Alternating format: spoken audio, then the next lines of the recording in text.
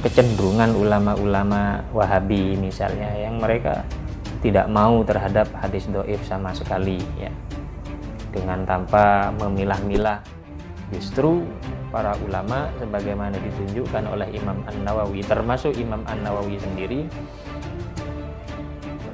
merasa perlu ya untuk mengarang 40 himpunan 40 hadis ini, justru karena termotivasi oleh adanya hadis dhaif itu tadi.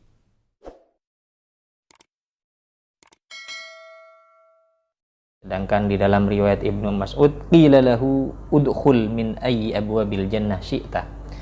Nah, bagi yang menjaga 40 hadis itu, masuklah, dikatakan kepada dia di hari kiamat nanti, masuklah kamu ke pintu surga yang manapun yang kamu sukai, yang kamu kehendaki. Sedangkan di dalam riwayat lain, kutiba fi zumratil ulama wa husyira fi zumratis syuhada. Orang itu tercatat atau tertulis di dalam golongannya para ulama dan nanti akan dikumpulkan di golongannya para syuhada.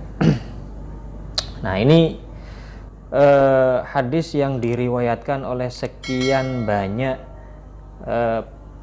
para sahabat ya, kemudian datang dari berbagai guru hadis, dari berbagai guru hadis yang berbeda-beda ya. Nah, ini semua ternyata ya, katanya para ulama hadis, hadis tersebut adalah hadis yang lemah ya. Wattafaqal huffaz ala annahu haditsun dha'ifun wa in kathurat turuquhu. Akan tetapi para huffaz justru bersepakat, meskipun hadis tadi diriwayatkan dari berbagai jalur yang sangat banyak dan berbeda-beda, ternyata semua jalur itu dhaif. Nah, di sini ada hal penting yang perlu kita ambil hikmahnya ya. Pertama, nah bahwa ternyata menjaga 40 hadis untuk umat ini sebenarnya sudah dilakukan oleh para ulama sejak zaman dahulu, berpegangan kepada hadis tadi ya. Barang siapa man hafidhu ala ummati arba'ina hadisan ya. Sebagian pensarah mengatakan yang dimaksud hafidhu ala ummati itu bukan berarti tidak harus menghafal ya, artinya mencatat 40 hadis yang kemudian itu diwariskan dari generasi ke generasi. Nah, itu namanya sudah menjaga untuk umat 40 hadis ya. Jadi tidak harus menghafal. Tentu dengan menghafal lebih baik ya. Nah, namun hal yang lebih penting dari itu untuk kita pahami, ternyata hadis ini adalah hadis dhaif dari seluruh jalurnya. Nah, namun meskipun demikian ya, meskipun hadis ini dhaif dari seluruh jalurnya, ternyata para ulama justru berlomba-lomba untuk mengamalkannya ya. Jadi sebagaimana disebutkan oleh Imam An-Nawawi di pengantar kitab ini ya, fa awwalu man alimtuhu sannafa fihi Abdullah bin Al-Mubarak ya. Jadi orang pertama yang mengarang himpunan 40 hadis adalah Imam Abdullah bin Al-Mubarak, kemudian Imam Muhammad bin Aslam At-Tusi, kemudian Al-Hasan bin Sufyan Ats-Tsauri, kemudian Abu Bakar Al-Ajurri, Abu Bakar Muhammad bin Ibrahim Al-Asbahani, Ad-Darqutni, Al-Hakim, Abu Nuaim, dan lain sebagainya. Betapa banyak ulama-ulama besar ya, para pemuka hadis, sampai Abu Bakar Al-Baihaqi dan lain sebagainya, belum kita menghitung yang mutaakhirin. Nah, mereka semua berlomba-lomba untuk menghimpun 40 hadis ya. Tentu berbeda-beda, ada yang dalam hal zuhud, ada dalam hal waro, ada 40 hadis dalam khutbah, 40 hadis di dalam adab, 40 hadis di dalam furu dan lain sebagainya. Namun mereka semua menulis himpunan 40 hadis karena mengamalkan hadis tadi. Ya, padahal hadis tadi adalah hadis yang dhaifun min kulli turuqihi. Nah, ini tentu suatu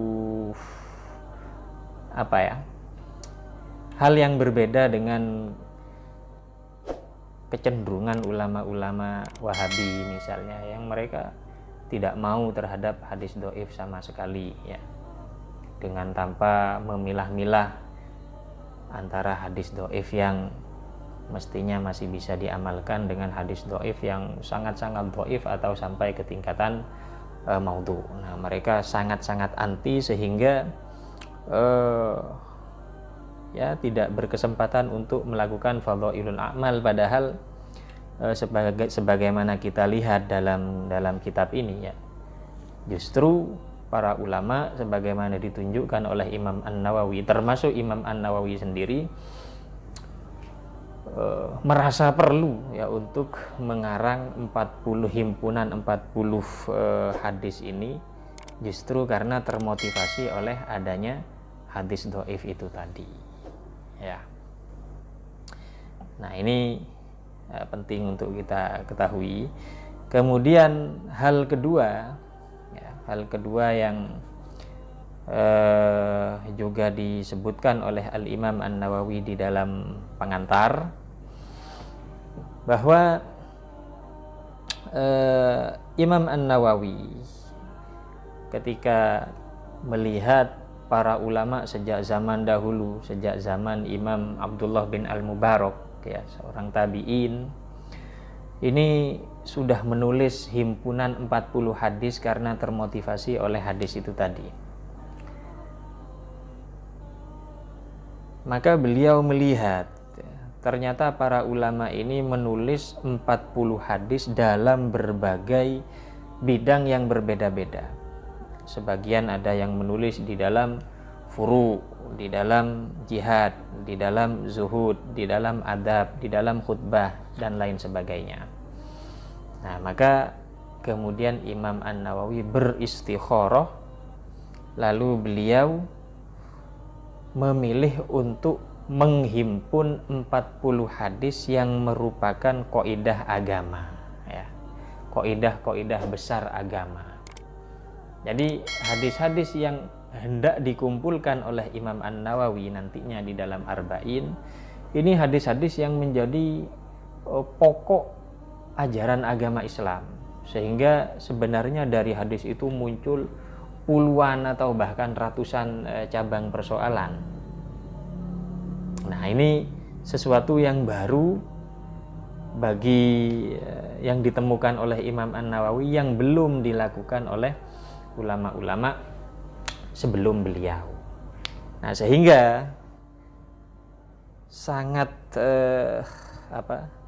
sangat pas atau bahkan tidak mengherankan apabila kemudian kitab Arba'in An-Nawawi ini dijadikan sebagai pelajaran dasar, ya, basic di dalam madrasah-madrasah diniyah atau pesantren-pesantren, karena memang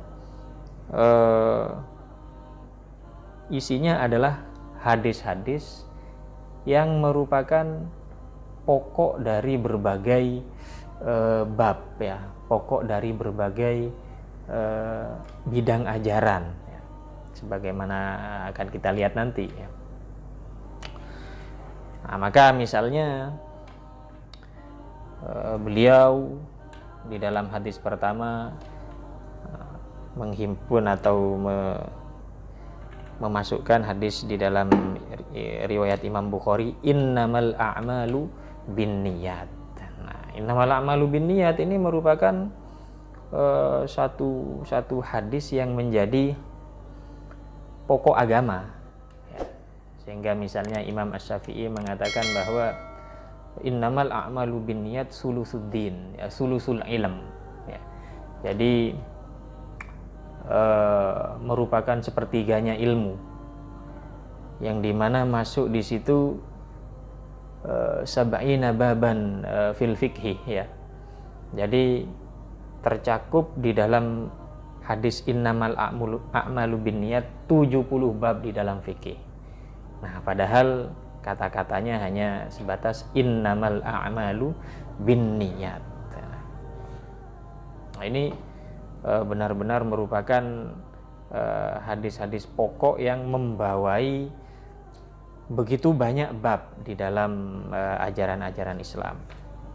Atau misalnya hadis kedua, ya, di mana di sini hadis kedua ini sangat panjang yang menjelaskan tentang